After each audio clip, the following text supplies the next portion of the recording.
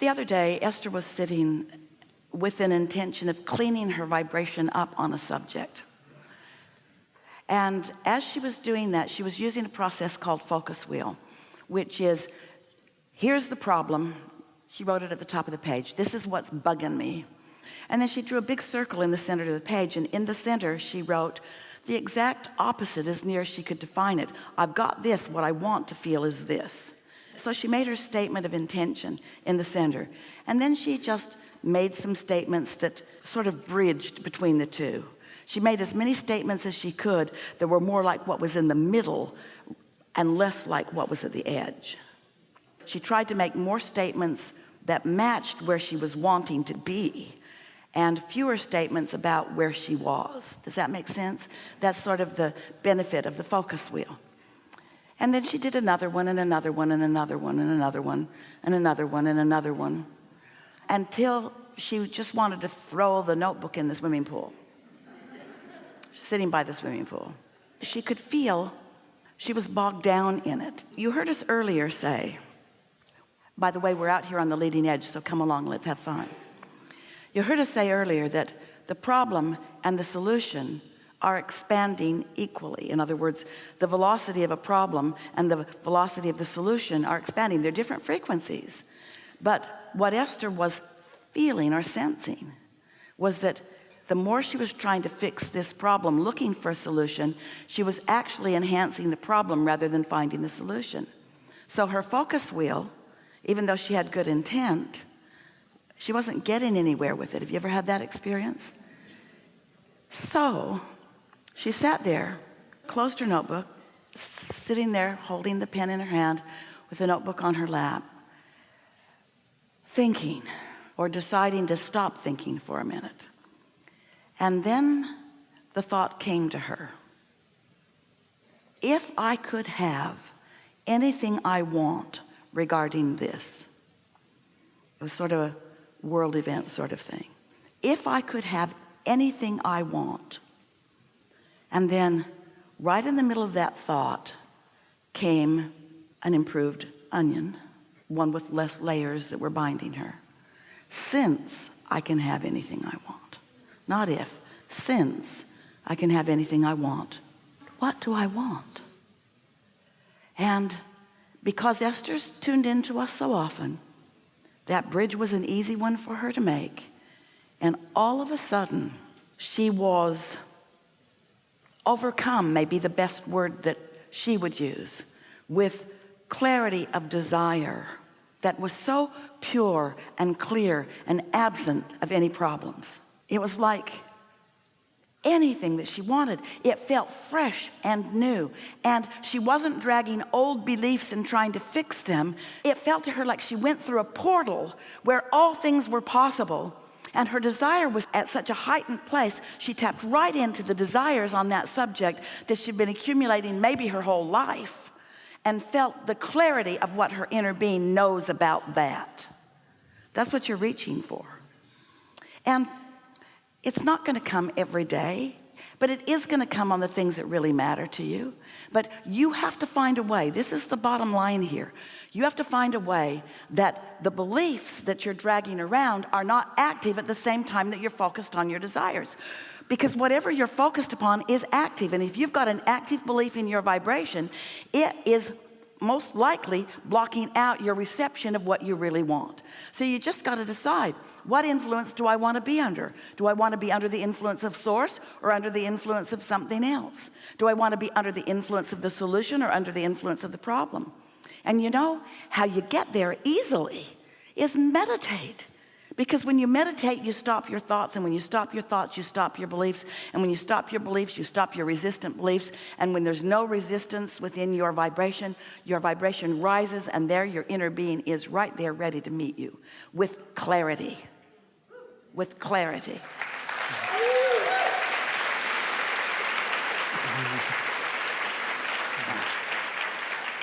So no rush, because your inner being isn't saying time's a wasting. Time's a wasting.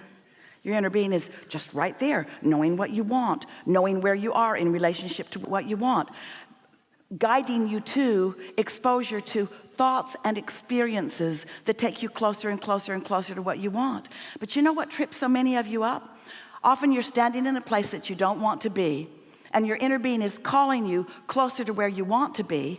But because you're being called closer to where you want to be, and because you're like the corn in the ground that is evolving, and it's not going to happen all at once this red hot minute, you grow impatient. You're not sensitive enough to note the improvement, because you're looking for the manifestation rather than looking for the improved emotion. If you could let what you're looking for be just feeling better, if you could let what you're looking for be a sense of relief, if you could let what you're looking for be a vibrational experience rather than a park it in the garage experience, as in a car manifested, or a business manifesting, or a lover manifesting, if you could let it be just the improvement in the way you feel, then you could know for sure with firsthand knowledge that you are moving toward what you want. And just like the farmer with the seed of corn in the ground, you're willing to let it be in the ground. You're not only willing to let it be in the ground, you want it to stay into the ground until it's ready to come out and be what you want it to be. You think it's important to develop those inner senses, the self-talk? Only if you want to be happy. We think it is essential to deliberate creation to understand that you live in a vibrational world, and that your emotions are your key to how you're doing vibrationally. And anything less than that leaves you like a cork on a raging sea, bopping around, bipping around, bobbing around, and reacting to life, but having no control. But when you accept that you are a vibrational being in a vibrational universe, and that you have a vibrational inner being who's offering you vibrational signals, and you know that your key to recognizing those vibrations is emotion, if you will follow good feelings, eventually in the midst of those good feelings you will receive clear thought and clear impulse to act, and excellent timing in co-creating with others who are there too. You see, oh, this isn't hard, it's so easy, but it does require reorienting yourself from a physical what is world. Humans are looking around, we love you so much, at what is, and from what is you're creating more. But instead of looking or sensing or feeling toward what's coming, you keep looking at what is. And what is a vibrational frequency that prevents the new. If you're so enamored by what is, wanted or unwanted, it can't become more. You have to accept that there is a vibrational reality. You have to be willing, and this is a big ask. This is a big ask from us to you. You have to be willing to feel your way rather than see, hear, smell, taste, touch your way. You have to be willing to feel good because you sense it, not because you have proof that others can see. Last night, Esther always comes to the hotel early, and they give her a speedy route, usually in most hotels. Last hotel was so large, this one much easier. From her sleeping room, through the service elevator, through the kitchen to the backstage. It keeps her steady and always is nice. And the night before, the hotel staff, nice woman, showed her the way. So when Esther awakens, she always feels that sense of knowing how to come. So as she was shown that entrance last evening, she had an impulse that she has never had before. She said, where are the main elevators in relationship to this service elevator when I get to the mezzanine level? And the woman said, just right outside the door, just right around the corner. And so as Esther went down, she stepped out and looked at that, and she saw the main elevators and a door that led her in. In other words, it was like a plan B that she had never thought to ask for before. But it was very clear. She asked for it and found it, and there it was. And so this morning when she pushed the button on the service elevator, she could hear clanging and banging, and the door would not open. It would not come. It was hung up in some way. And then another girl came in who was servicing the floor, and Esther said, is this elevator not? No, that elevator is not working this morning. And Esther thought, oh well. She knew exactly what to do, because her inner being knew that that elevator was not going to be working this morning. How, you want to know? Infinite intelligence knows everything that's coming about. There's a pattern about it. So you want advanced announcements?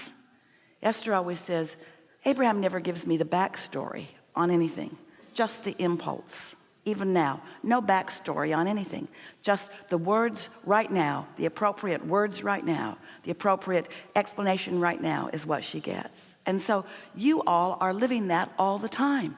Esther got on that regular elevator and stepped out of it and came into the known environment and felt so happy for the guidance and so glad at the ease of it. You see what we're getting at? There are so many ways to get from where you are to where you want to be, and often it's not the plan that you've devised, but the plan that you've devised is not necessarily the best plan. Esther devised a plan to ride on an elevator that was not going to be working the next morning. That's not a very good plan. So her inner being had devised another plan, and there's always another plan, another plan, another plan, another plan, another plan. So many endless plans. But humans, you get hung up. You think you need to do it exactly the way that you'd planned to do it. But when you factor in infinite intelligence and what infinite, can you just try to wrap your mind around intelligence of such massive proportion that it understands everything about your now vibration and how that fits with every other frequency or offer of every other vibration on the planet, and knows what matches up with an intention of always guiding you only toward what you want. Your inner being is never guarding you from something gone wrong, always guiding you toward what's going right, always. So we're sort of doing a sales job that you don't require, because you're not questioning, do I want to be in sync with my inner being? That whole sales job is sort of unnecessary to you, to all of you, really. But we just want you to know these things you want so much, since I can have anything that I desire, and since I have put it piece by piece by piece into a vibrational reality, and since it exists, we're shouting, and since source energy, my inner being, knows to the infinitesimal detail what I want and who I am, and since my inner being is completely in love with the blessed being that I am, and since these signals are being offered constantly, I might want to meditate so I can sync up with that.